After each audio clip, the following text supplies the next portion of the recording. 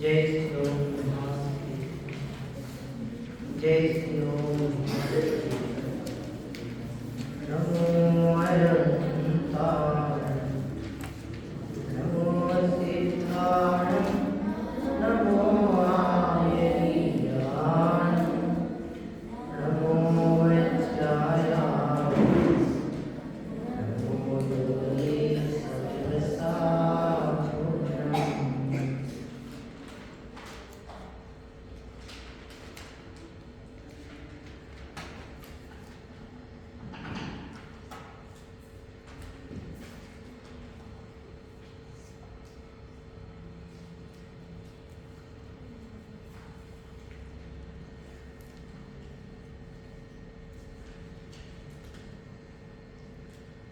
मंदिरं भगवान् वीर मंदिरं गौतमो गणी मंदिरं कुंदकुंदाद्यो जय धर्मो सर्वमंगलमांगल्यं सर्वकल्याणकारिणं प्रधानं सर्वधर्माणां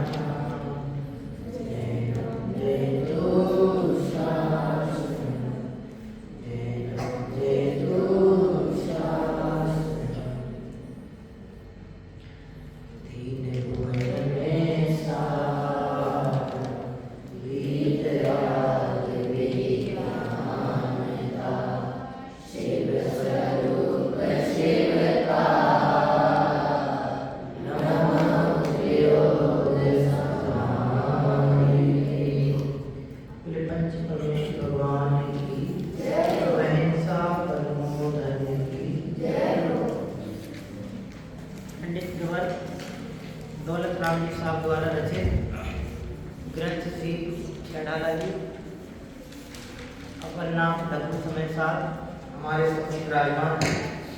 छेड़ाला जी की प्रथम ध्यान के आधार से अपना स्वाध्याय जो चल रहा है, इसमें इस कक्षा स्वाध्याय के माध्यम से हम सभी पहली ढाल की चीजों को पढ़ते हुए क्रमशः 4 गति के लोगों को जानते हुए एक विशेष प्रेरणा प्राप्त कर रहे हैं कि इस तरह की तो यदि नहीं बोलना है, जिन परिणामों के कारण संसार में पंच परावर्तन रूप परिक्रमण होता है वह परिणाम हमारे नहीं है। जहाँ धर्म का अभाव होता है वहाँ पाप होते हैं, और जहाँ धर्म का थोड़ा प्रभाव होता है वहाँ पुण्य होता है। और जब धर्म स्वभाव रूप स्वयं को जानते हैं तो फिर वहाँ पुण्य पाप से परे धर्म अर्थात मोक्ष की प्राप्ति होती है। यहाँ ना तो पुण्य की प्रेरणा करते हैं, जब पुण्य की प्रेरणा नहीं करते तो पाप की प्रेरणाओं का तो सवाल ही नहीं होता। संपूर्ण जिनागम, संपूर्ण जिन शासन, संपूर्ण द्वादशांग, संपूर्ण जिनवाणी हमारे लिए मोक्ष पथ की प्रेरणादायी है, अर्थात मोक्ष मार्ग की प्रेरणा प्रदान करने वाली है। इसलिए यूँ समझें कि यदि धर्म पथ की तैयारी हमारी नहीं है या मोक्ष पथ पर चलने की तैयारी हमारी नहीं है तो फिर हमारी तैयारी नरक जाने की है। नरक जाने की है माने कुगतियों में जाने की है। यदि हम मनुष्य गति की दुख पढ़ रहे हैं, यदि दुखों को पढ़ करके भी हमारी बुद्धि में सुख की ललक पैदा नहीं होती तो फिर दुखों की गारंटी जानना। बुखार हो अर्थात स्वास्थ्य खराब हो और उसका उपचार करने का मन नहीं तो फिर वो रोग तो बढ़ने वाला है, मिटने वाला नहीं है। जो रोग हुआ है उस रोग का उपचार तो करना पड़ेगा। जब तक हम उस रोग का उपचार नहीं करेंगे तब तक वो रोग दूर होने वाला केवल देखते हैं। डॉक्टर आपको ट्रीटमेंट दे दी और आप उस ट्रीटमेंट का यथानुसार जैसा डॉक्टर ने बताया है उसके अनुसार सेवन नहीं करो, उसके अनुसार चर्या नहीं करो, उसने जो जो आपको गाइडलाइन दी उस गाइडलाइन को फॉलो नहीं करो, तो फिर आपको उस बीमारी से निजात दिलाने वाली कोई दवाई दुनिया में नहीं है और कोई डॉक्टर दुनिया में नहीं है। लेकिन डॉक्टर ने जो गाइडलाइन हमें बताई है उस गाइडलाइन को हम प्रॉपर सिस्टमेटिक फॉलो करते हैं तो 101% मान के चलें कि हम उससे ठीक हो जाएंगे। सामान्य में देखते हैं ऐसे यहाँ है, आचार्यों ने ये हमें ट्रीटमेंट दिया है दुख से दूर होने का, दुख को मिटाने का। ये हमें संबल निर्जरा की मार्ग की ओर ले जाने के लिए द्वार निर्माण है। हम इस काल में निर्वाणी की शरण प्राप्त करके संबल निर्जरा रूप प्रवर्तते हुए अपने मोक्ष पथ को प्रशस्त करके सब कर्मों से मुक्त हो सकते हैं। एक बात और यदि हम इसके आधार से अपने मोक्ष पथ को प्रशस्त नहीं करें तो फिर इसके विपरीत आश्रव और बंध तत्व को प्राप्त होकर के पुनः संसार चक्र को प्राप्त हो सकते हैं। दोनों ही बातें।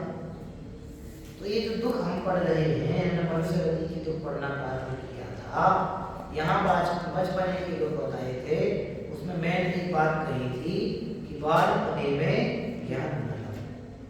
छोटे छोटे बच्चे होते हैं उनको बचपने में ज्ञान नहीं होता है, कुछ भी करते हैं। पहले आजकल तो तितलियाँ कम दिखती हैं, पहले तितलियाँ दिखते थे, छोटे थे, स्कूल में पढ़ने जाते थे। अपन तो जैन बच्चे थे, पाठशाला पढ़ते थे, गाँव में पाठशाला में पहले बहुत अच्छी पाठशाला चलती थी हमारे यहाँ, तो उस टाइम सीखते थे सब।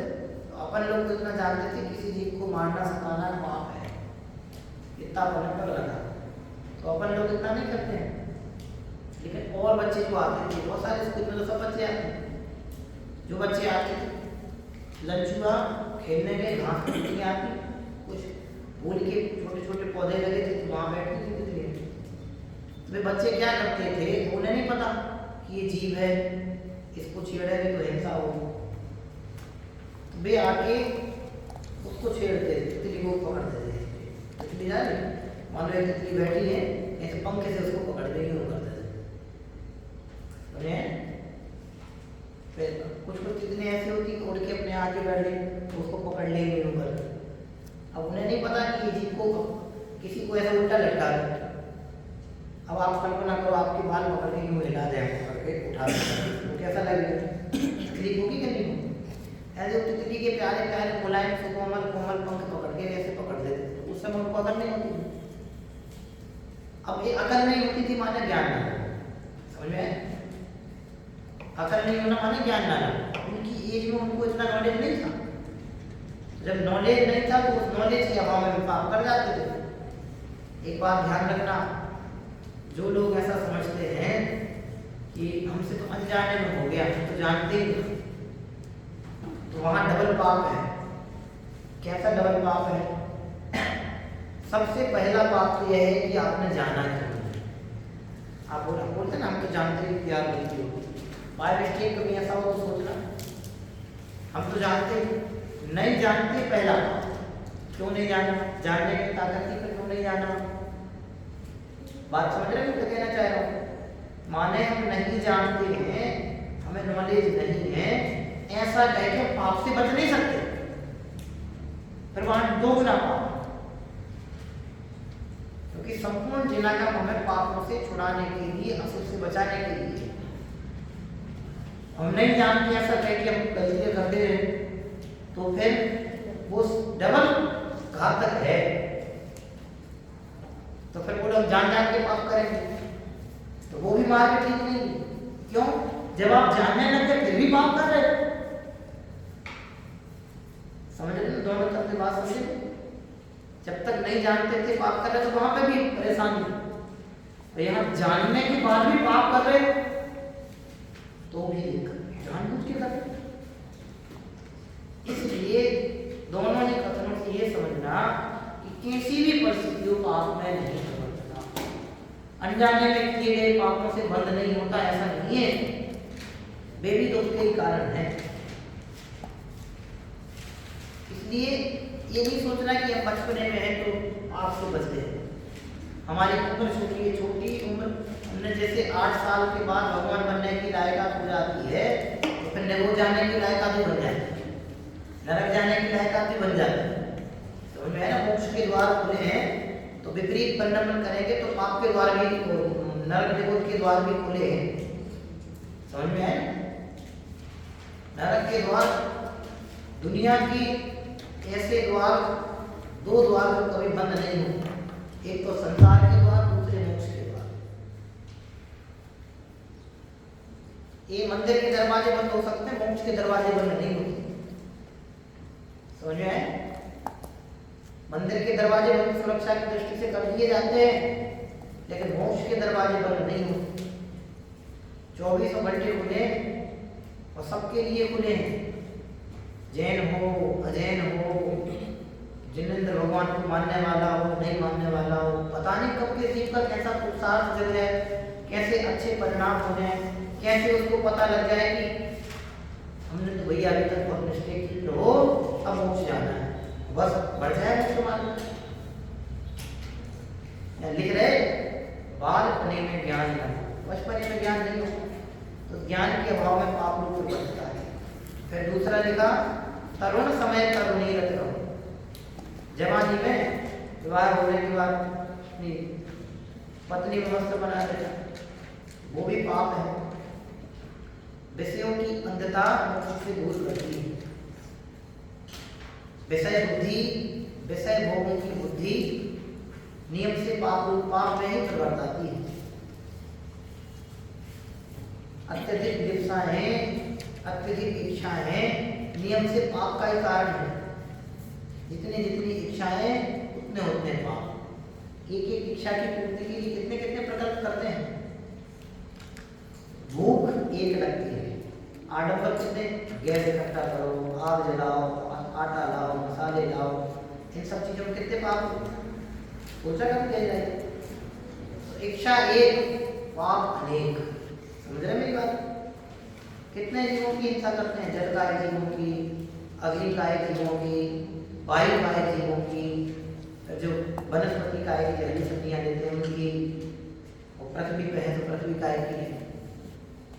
और ये तो अभी स्थावर जीवों की बताई, गैस जलाया,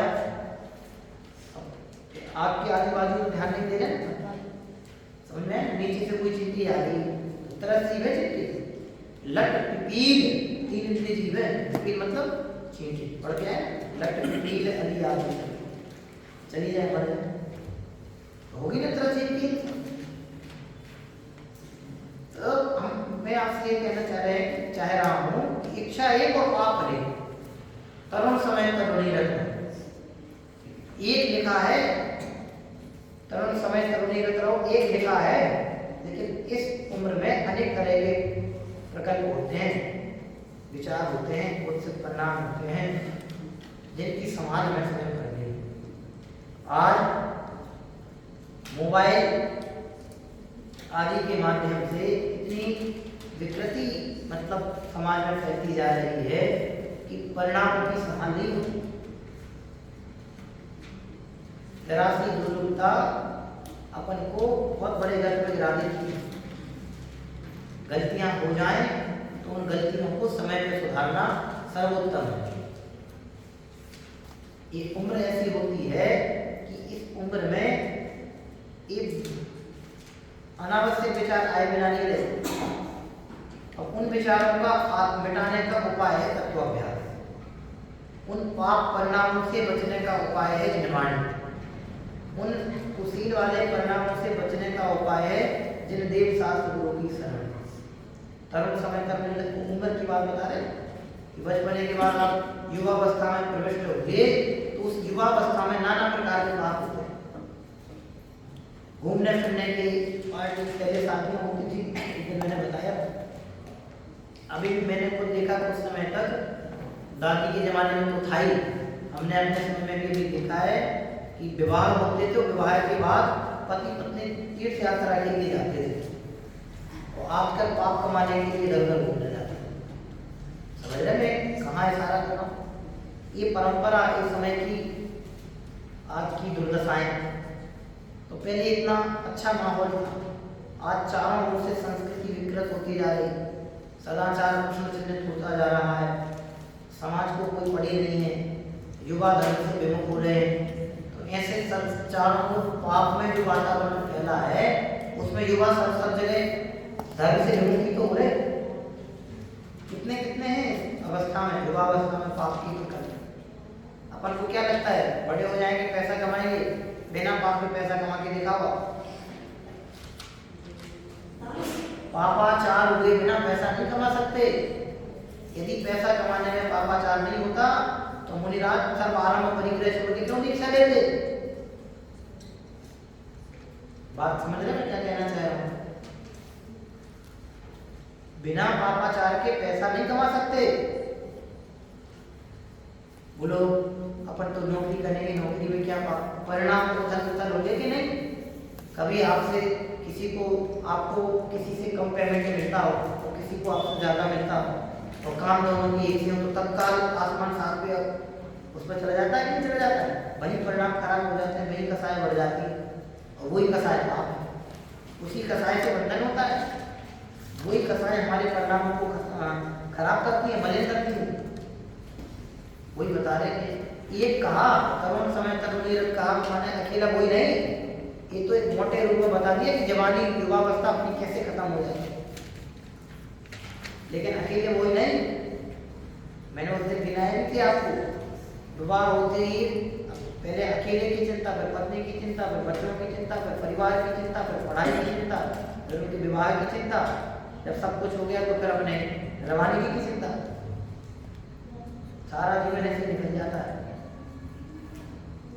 ये दुख है, इनसे पाप भी बढ़ रहा है। इसलिए एक बिना करके बहुत सारी ओर इशारा किया। अकेला एक नहीं समझना, एक में बहुत सारी चीजें समझना।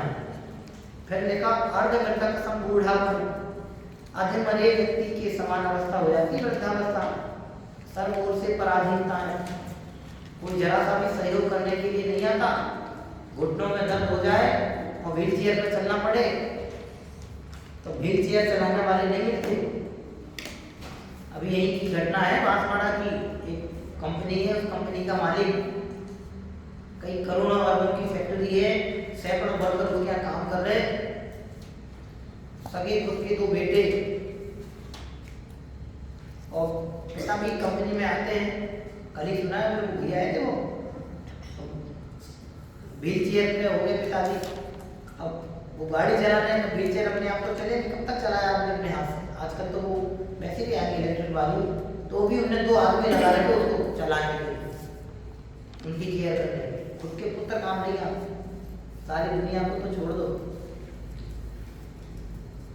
यह है वृद्धावस्था की। आप कल्पना करो कि जिनके लिए सारा मायाजाल उन्होंने खड़ा किया, जिनके लिए फैक्ट्री खड़ी की, सैकड़ों हजारों मजदूर खड़े किए, जिन पुत्रों के लिए पुत्र सहारा देने के लिए नहीं आए, अब उस पिता के हृदय को क्या लगती होगी? वृद्धावस्था के दुख है। दवाई खानी है, कदम कदम पे बेटे। अभी एक दिन घटना बताई थी मैंने आपको, एक जगह पिताजी की डेथ हुई, हॉस्पिटलाइज थे, पिताजी की हॉस्पिटल में डेथ हो गई। 1.5 महीने तक ट्रीटमेंट चला। डॉक्टर्स ने उनको फोन किया कि आपके पिताजी बीमार हैं, आप यहाँ आ जाइए, बार बार आपको याद कर रहे हैं। तो बेटे ने बोला कि डॉक्टर आप ट्रीटमेंट स्टार्ट कीजिए, जो भी पेमेंट होगा हम देंगे, 2-4 दिन बाद हम आ रहे हैं। तो उसके 2-4 दिन, महीने भर नहीं हुए, वो 2-4 दिन जब भी डॉक्टर फोन करे फ्लाइट का टिकट नहीं मिल रहा, टिकट नहीं बना, ऐसा करके टालता गया और अंततः ऐसा हुआ कि 1.5 महीने बाद पिताजी की डेथ हो गई। अभी पिताजी पुत्र से मिलने की इच्छा लेके चले गए कि नहीं चले गए? उन्होंने कितना सोचा होगा, बेटे को पढ़ाया लिखाया, सब कुछ किया, सारा खत्म, काम मिल नहीं पाए। और जब यहाँ तक तो कुछ नहीं, भयंकर वैराग्य वाली बात सुनो। अब डॉक्टर ने फोन किया कि आपके पिताजी, आई एम वेरी सॉरी, हम आपके पिताजी को बचा नहीं पाए, आप कृपया अंत्येष्टि के लिए आ जाए। जो भी उसने अपनी भाषा में बोला हो। तो बेटा बोलता है 2 दिन बाद हम आएंगे। 2 दिन बाद फिर फोन किया गया बेटे का जवाब सुनना ऐसा है कि संसार की परिस्थिति और मनुष्य हृदय की दुर्दशा। वो बेटा वहां से बोलता है कि अब तो कुछ रहा नहीं, तो मिट्टी है, आप अंत्येष्टि कर दीजिए, करवा दीजिए, उसमें जो खर्चा होगा मैं से डाल देंगे। मुंह देखने तक नहीं आए मेरे बेटे। अब ऐसी संपत्ति इकट्ठे करने से क्या फायदा? कल कहा था मैंने आपसे, सच्चे संस्कार ही सर्वोत्कृष्ट संपत्ति है। संस्कार है तो अपने को धनवान समझना, कीर्तिवान समझना। संस्कार नहीं है तो आप कितना ही कलेक्शन कर लेना, 1% भी यदि काम आ जाए जीवन में तो आप चैलेंज कर लेना ऐसी चीज। पैसा तो खूब कमा लेते हैं लोग। सिकंदर का उदाहरण अपन पढ़ते ही है ना। सिकंदर पड़ा था सामने पर दोनों हाथ खाली थे, पड़ी थी धन दौलत सामने पर पूरा था। सिकंदर पड़ा था सामने, सब खाली और बेहाली थे, पड़ी थी धन दौलत सामने पर दोनों हाथ खाली थे। सारी दुनिया की सारी संपत्ति इकट्ठी क्या था उसके पास? आप कल्पना करके देखिए परिस्थितियां बनती है। इसलिए लिखा अर्धमृतक समूढ़ा, पूर्ण पराधीन अवस्था हो जाती है। घुटनों में दर्द, चलते नहीं बने, खाते नहीं बने, बोलते नहीं बने, घूमने फिरने तीर्थ यात्राओं की भावनाएं तीर्थ यात्राएं नहीं कर पाए, कराने वाले नहीं मिले, सारी दुनिया को एक तरफ रख दे, खुद के सगे संबंधी काम नहीं आते तो फिर दुनिया कैसे काम आएगी? ऐसे कितने परिवार हैं जो अपने माता पिता को आज, अभी अन्य का छोड़ दो, अपने जैन समाज में देखो ऐसे कितने परिवार हैं जो अपने माता पिता को साथ में लेके जाते हैं। बहुओं को 2 रोटी देना भारी पड़ जाता पिताजी के लिए, माताजी के लिए। महीनों सब में से तीर्थ यात्रा की वंदना कराएंगे, ले आएंगे, और यहाँ माता पिता को 2 रोटियां खिलानी भी भारी पड़ जाती है। सारा जीवन जो कंधों पे भार उठा के घूमते रहे अपने बच्चों का, संतान का, वे 2 रोटी के लिए भारी हो जाते हैं। है ना? सारा जीवन जो अपने बच्चों का भार कंधों पे उठा के घूमते रहे, मेरा बेटा मेरी बेटी, बे बच्चे बे बेटा बेटी, 2 अपने माता पिता उनको 2 रोटी के लिए भारी लगने लगे। बात समझ रहे मेरी? अब आप कल्पना करके देखो कैसे भयंकर दुख होते होंगे उनको। जहां हमने पोता पोती का प्रेम की लालसाएं जगती हैं, वहाँ पढ़ाई के नाम पे माता वहीं बैठे, पिता बैठे हैं, माँ बैठी है, बच्चे बैठे हैं, दादा दादी बैठे हैं, आप ऊपर से नीचे नहीं आना। क्यों? ये बच्चे का स्टडी टाइम। भले बच्चा स्टडी रूम में मोबाइल देख के टाइम पास कर रहा हो, लेकिन बैन कर देते, घटनाएं सामने देखी हुई घटनाएं हैं, अंदर उड़ते रहते हैं, और यहाँ बच्चा मोबाइल में बिजी बना रहता है। माता पिता परिवार फिल्म देखने चले जाते हैं, बच्चों बेटा बेटी सब बच्चों को लेके, नाती पोते सब लेके, तो इनको मंदिर ले जाने वाले नहीं मिलते। अब उनसे सोचो जिन्हें बिना मंदिर के कभी खाना नहीं खाया हो, वे बिना मंदिर के दिन गुजारे, उनको कैसा लगता होगा? वृद्धावस्था के दुख हैं। आप यहाँ संस्कार प्राप्त कर रहे हैं, तो ये बात हृदय में बैठा लो बिल्कुल। आप जब भी घर जाए, माता पिता की सेवा का अवसर मिले, दादा दादी की सेवा का अवसर मिले, तो खुद हाथ पकड़ कर उनको मंदिर ले जाओ। ध्यान रखना, आपके 2 कदम सेवा के लिए उठेंगे, आपको कदम कदम पर आपकी सेवा करने वाले मिलेंगे। सेवा जो अपने से बड़े बुजुर्गों की सेवा भैया वृत्ति करते हैं, उनकी सेवा के लिए स्वर्ग से देवों को आना पड़ता है। ये तीर्थंकर पत्नी ऐसी नहीं बनती है। जगत के कल्याण, अपने आत्म कल्याण के साथ साथ जगत के कल्याण की भावना बातें हैं, तो सर्वोत्कृष्ट प्रकृति तीर्थंकर प्रकृति बनती है। केवल ज्ञान प्राप्त होने के उपरांत दिव्य ध्वनि करती है और सारे जगत को आत्म कल्याण, आत्महित का उपदेश देने लगते हैं। बात समझ रहे हैं? जब भी कभी सेवा का अवसर मिले, कभी दुत्कारना नहीं। आप देखो आज कितनी मोटिवेशन के लिए प्रेरणाएं दी जाती हैं। अंधे व्यक्ति हो जाते हैं या आंखों से दिखाई नहीं देता बुजुर्गों के लिए, मार्केट में सब्जी खरीदने जा रहे, गलती से गिर जाए तो लोग वीडियो बनाना ज़्यादा पसंद करते हैं, उठाना पसंद नहीं करते। तो ये संस्कारों का ह्रास है। हमने दुख पढ़े हैं, तो इतना पढ़ के हमने बात कही है, तो इस बात को समझ करके अपने आत्मोत्थान की दृष्टि से ऐसा सोचना। ये सहयोग सबसे बड़ी औषधि है, सेवा सबसे बड़ी औषधि है। आप दवाई के लिए किसी को पैसा नहीं दे पाए कोई बात नहीं, लेकिन उसकी सेवा में कमी नहीं करना। सेवा बहुत बड़ी औषधि है। इसलिए लिख रहे बेटे अर्थ में दर्शन ऐसे नहीं, कितने दिन आए जो माता पिता खुद भूखे रहे, खुद गीली में सोते रहे, आज बेटों को जिन्होंने डल्लक के गद्दे दिलाए, वे माता पिता घरों में क्या बताओ एक घटना सुन रही थी कि ये कुत्ते को रखने का जो घर बनाते हैं छोटे छोटे जानवरों के लिए, उसमें डाल दिया। कितना पत्थर इधर हो जाता होगा। अब माता पिता को तो जिसने सारा जीवन अपना खून पसीना सब इकट्ठा करके बेटों की माता पिता पुत्र पुत्री की सेवा शुश्रूषा पढ़ाई लिखाई में खर्च कर दिया, और वे बेटा बेटी ऐसे करें तो क्या होता है? पूरा हृदय छलनी हो जाता होगा और माता पिता का कि मैंने कैसे पुत्र पुत्रियों को जन्म दिया। लोग ऐसे कहते मिल जाएंगे आपको कि ऐसी संतान होने से तो अच्छा था कि हम बिना संतान के रह सकते। 20 लोग मिल जाएंगे आपको। अब इतने कटु वचन कठोर वचन कौन सा हृदय बोलता होगा जिसका हृदय दर्द वेदनाओं को सहन करते करते छलनी हो गया होगा। उड़ते हैं, आप सोचो स्वाध्याय सुनने की इच्छा हो और बेटा बेटी दोनों के पास टाइम नहीं। आजकल ये पार्टियां होती है, कितनी पार्टियां, सब बहने जाती हैं बाहर, सब आजकल शहरों में बड़ा चलन है ऐसी चीज। दादी को तो नहीं है इन सब चीजों की रुचि। अपडेट मॉडर्न दादी हो एक अलग कल्चर है, वो बात छोड़ दो, लेकिन सादिक अभी तक की जो दादियां हैं वो बिना मोबाइल वाले। अब आप कल्पना करके देखो कि उनकी इच्छा मंदिर जाने के लिए आपको टाइम नहीं, स्वाध्याय में ले जाने के लिए टाइम नहीं, 4 बातें धर्म की सुनाने के लिए टाइम नहीं, मोबाइल पर घंटों चैट करने के लिए टाइम नहीं। अब उनके हृदय से जो निर्वाणी सुनना चाहे उनको निर्वाणी सुनाने वाले नहीं मिले, भगवान का अभिषेक देखना चाहे उनको दे जाने वाले दिखाने वाले नहीं मिले। मरणासन परिस्थिति के काल में आईसीयू में भर्ती कराने के लिए तैयार है, परमेश्वर का स्मरण कर खुद ही नहीं करते तो दूसरों को क्या करें? ऐसी दुर्दशा होती है वृद्धावस्था में, पैरालिसिस, ब्रेन ट्यूमर, बोलना बंद, बात बैठ जाता, आवाज निकलना बंद। क्या करें?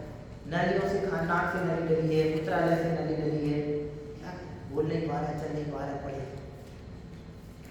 मौत का साक्षात्कीकरण होता है आईसीयू में, डली है नलियां ऐसे पड़े हैं।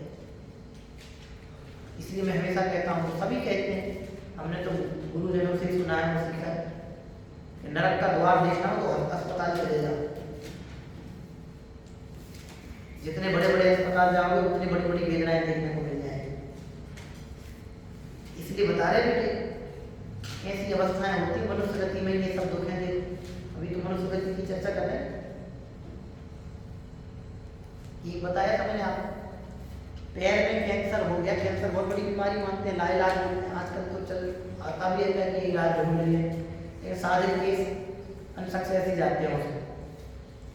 एक बुजुर्ग व्यक्ति को पैर में कैंसर हुआ, थोड़ा सा पैर उसका काटा गया, इन्फेक्शन फैला तो थोड़ा और आगे से काटा, कटते कटते आधा पैर कट गया। इतने में 5-6 साल निकल गए उसके। अब सामने आप सोचो कि जो व्यक्ति जीवन भर दोनों पैरों पर, पहले तो साइकिलों से हमारे यहाँ बोलते बंजी करने जाते थे, बंजी समझते हो? बंजी माने कौन समझता है? बंजी माने व्यापार करने जाते हैं सुबह सुबह। तो पहले गांव में लोग जाते थे, अपनी दुकान साइकिल पर रख ली, सामान थैलों में भर के, बैग में भर के, और गाँव गाँव सेल करने के लिए जाते थे, देहात में छोटे छोटे। तो जिस व्यक्ति ने सारा जीवन अपने इसमें निकाला हो, मेहनत की हो, ईमानदारी से पैसा कमाया हो, कुछ किया हो, किसी पाप उदय के कारण ऐसी बीमारी हो जाए और ऐसी वृद्धावस्था में उसके पैर थोड़ा करके धीरे धीरे करके आधा कर जाए, उसको सामने उसके पैर कटा दिखे तो कैसा लगेगा? मनुष्य गति के दुख है। कैंसर हो जाता है, शरीर गलने लगता है, जहाँ कैंसर होता है गलने लगता है, क्योंकि सगी पत्नी सामना नहीं करती, कैसा लगता होगा? जो ये तंबाकू, बीड़ी, सिगरेट, धूमपान करते हैं ना, जो यहाँ से गल जाता है, मक्खियां बैठ रही हैं, छिद्र निकल आया है, खून निकल रहा है, खाने की इच्छाएं हैं, खा नहीं पा रहे हैं, नलियां डली हुई हैं, वहां से बदबू आ रही है, खुद के पुत्र पुत्री बेटा बेटी सामना नहीं करते, अलग कमरे में फेंक देते हैं, डाल देते हैं, पटक देते हैं, वहीं रहो। ये मनुष्य गति की दुख है। आपको देखी याद है, एक घटना देखी मैंने सागर में, एक दादी सारा जीवन बहुत अच्छे से व्यतीत किया और अंत समय में अंधेरे कमरे में डाल दिया। अरे जिनको उस काल में पूर्ण सेवा की आवश्यकता है, वे अकेले एकाकी जीवन कैसे जीते होंगे? सोचो कितना अकेलापन। अभी कल परसों पढ़ रहा था, अकेलापन बहुत बड़ी बीमारी है। अब पति पत्नी साथ में रहते हैं, बहुत अच्छी बात है, दो में से जब तक तो उनका समय निकल जाता, दो में से कोई एक चला गया, अकेला बचा, अब एकाकी, पुत्र पुत्रियां नहीं आ रहे, उनके पुत्र पुत्रियां नहीं आ रहे, ये क्या करें? अकेला बहुत बड़ी बीमारी है, इसलिए सदा सहयोग के लिए तत्पर रहो। ये लिख रहे अर्धमृतक सम बूढ़ापन, इसलिए ऐसे लिख दिया। अधमरे व्यक्ति की हालत समझते हो? अधमरे का वर्ड मीनिंग समझ में आया? अधमरा मतलब पूरी तरह से जो मरा नहीं है, प्राण लटके हैं। वृद्धावस्था मतलब कब्र में जिसके पैर लटके हैं, वृद्धावस्था मतलब कब्र में पैर, ये दुख लिखिए। ये दुख गिनाए हैं शरीर की अपेक्षा से। अब मजबूत पॉइंट सुनना, ये सारी अवस्थाएं शरीर की अवस्थाएं हैं। वृद्धावस्था, युवावस्था और बाल्यावस्था, ये सारी अवस्थाएं शरीर की। ये सारा का सारा हमने जितना आपको सुनाया, ये शरीर के पक्ष से सुनाया।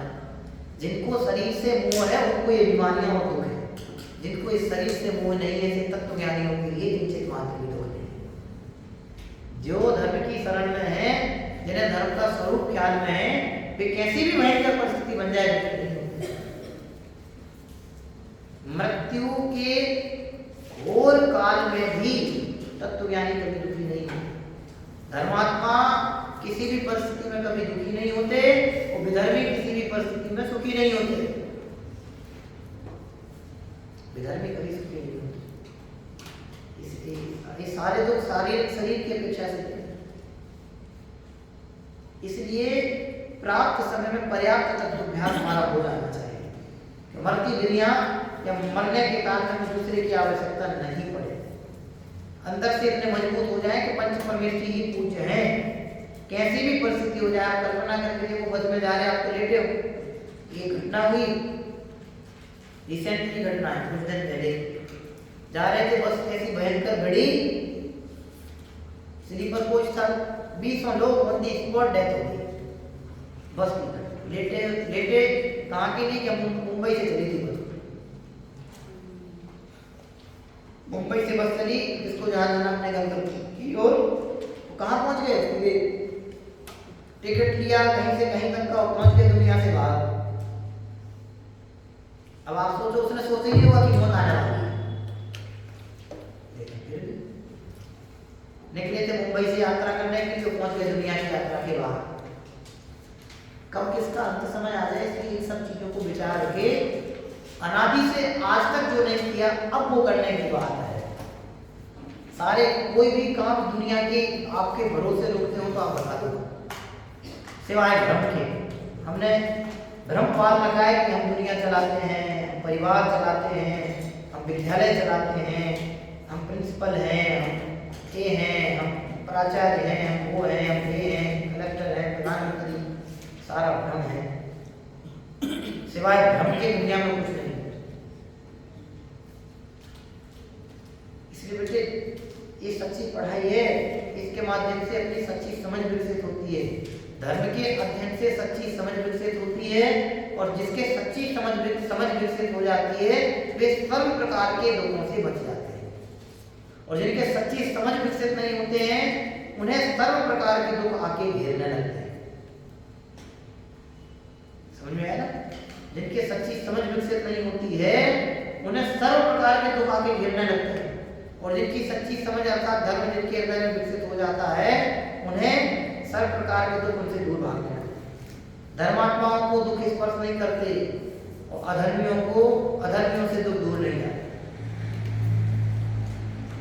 सीता को जंगलों में छोड़ दिया था, लेकिन सीता परेशान नहीं थी। सीता पापी रावण की लंका में थी, लेकिन एक समय के लिए भी परेशान नहीं थी। क्यों? सीता बहुत बड़ी तत्वज्ञानी थी। पति का वियोग था तो संसार की दृष्टि से कदाचित मान सकते हैं, लेकिन तत्वाभ्यास जो उनके दम पर था, उनके हृदय में विराजमान था, उस तत्व के, उस धर्म के कारण वे दुखी नहीं थे, परेशान नहीं थे। कर्मोदय में भरोसा था, इसलिए उन्होंने कृतांत सेनापति के माध्यम से ये संदेश नहीं भेजा कि रामचंद्र जी आपने मेरे साथ में ये किया है, कि आपने चीटिंग की है, मेरे को बिना बताए जंगल में भेज दी। ऐसे नहीं बोलो। कैसे पति हो, आज की बहुएं होती तो कोर्ट क्लेम कर देती, लेकिन सीता जी ने ऐसा नहीं बोला। कृतांत सुनाई थी किसी ने कहानी, सीता जी ने क्या बोला था? भाई आप हाँ, आपने मुझे छोड़ा तो छोड़ा, लेकिन लोगों के कहने पर धर्म को मत छोड़ देना, क्योंकि जो धर्म को छोड़ देते हैं सारी दुनिया उनको छोड़ देती है। जो धर्म से जुड़े रहते हैं सारी दुनिया उनसे जुड़ी रहती है। धर्मात्मा सर्वत्र पूजे जाते हैं और विधर्मी कदम कदम पर दुत्कारे जाते हैं। अधर्मियों का सर्वत्र अनादर होता है और धर्मात्मा सर्वत्र आदर को प्राप्त करते हैं। जो धर्म की शरण में जाते हैं सारी दुनिया उनकी शरण में आती है। जो धर्म के अलावा अन्य सबकी शरण में जाते हैं वे सर्वत्र दुत्कारी ही जाते हैं। इसलिए ये प्रेरणा हमें यहाँ से प्राप्त करनी चाहिए कि मनुष्य गति में भी दुख ही है। जिस तरह से हमने नरक गति के दुख पड़े, त्रियंच गति के दुख पड़े, उसी तरह से मनुष्य गति भी दुखों का भंडार है। हजारों जोहाएं भी मनुष्य गति के दुखों का वर्णन करना चाहें तो कर नहीं सकते। जन्म से लेके मृत्यु तक और बचपन से लेके बचपन तक सिर्फ और सिर्फ दुख ही दुख भोगने पड़ते हैं। तो इसका मतलब बचपन की बात तो सब होता होगा, क्यों? जन्म से लेके मृत्यु तक बोला और बचपन से लेके बचपन तक, तो 56 से तो सब होता होगा। 55 माने 55 के ऊपर सब समझ लेना। 56 से लेके 156 साल तक की जीवन तो दुख ही दुख। अपने को क्या लगता है मोदी जी की माता जी सुखी होंगी? अरे वो मातृत्व तो जन्म तो दुखी होगी। मेरा बेटा बताओ, जन्म दिया सब कुछ किया, भले देश की सेवा कर रहा, लेकिन मेरे पास नहीं होगा। माँ की ममता गवाह दे जाती। ये तो बहुत स्थूल बिना है। आंतरिक दुख भी बहुत होते हैं, मानसिक दुख मनुष्य लगते। कैसे मानसिक दुख? अभी आप 2 क्लास में हैं, इसके नंबर अच्छे आ रहे हैं, तुम्हारे नंबर अच्छे नहीं आ रहे, जबकि मेहनत तुम खूब करते हो। तो आप दोस्ती तो रखना चाहोगे क्योंकि उसके नंबर अच्छे आ रहे हैं, लेकिन मन ही मन पढ़ोगे, छिपाओगे उसकी कॉपी, अंदर से बहुत ज्यादा दुखी हो। शरीर से कोई परेशानी नहीं हो, लेकिन मन से मानसिक परेशानियां बहुत हो। अभी हमने मान लो मैं 25 साल का हूँ, अभी मैं 25 साल का हूँ, मैं 55 साल की 55 साल में पहुंचा नहीं हूँ, लेकिन 55 साल की प्लानिंग के नाम पे आज दुखी हूँ। ये मानसिक है।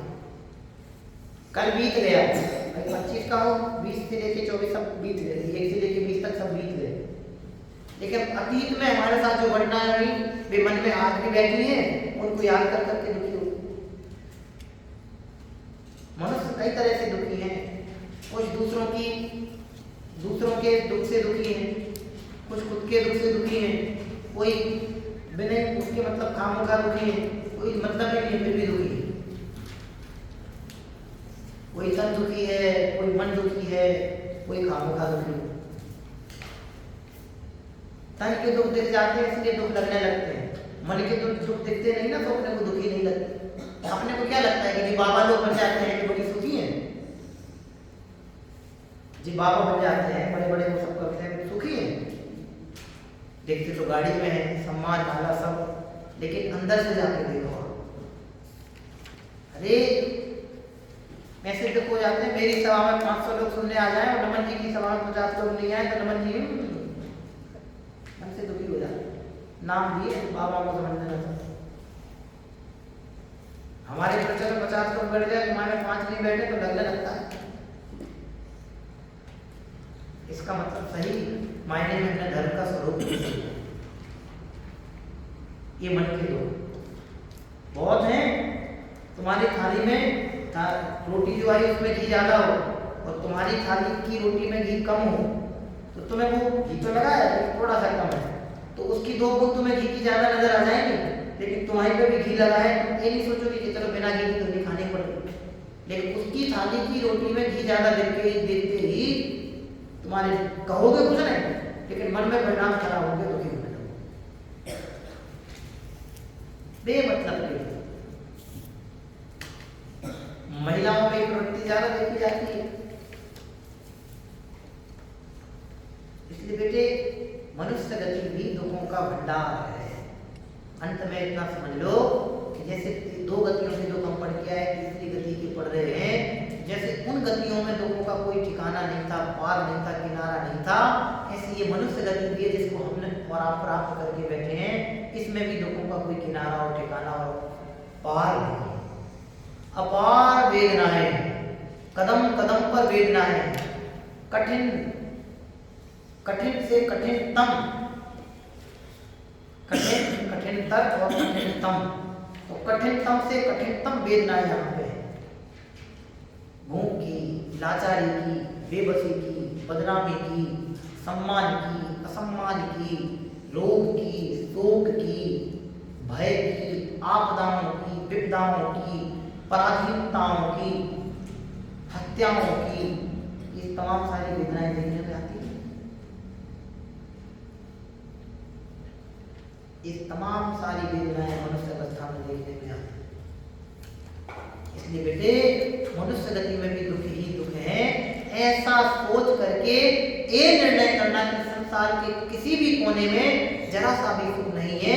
यदि हमें सुख की वास्तव में ललक जगी है तो उसके लिए हमें नियम से स्वाध्याय और तत्वाभ्यास में अपने मन को लगाने का उपक्रम करना चाहिए, क्योंकि इस पंचम काल में स्वाध्याय के साथ तत्वाभ्यास, पंच परम गुरु देव शास्त्र गुरु ही हमारे लिए शरणभूत हैं।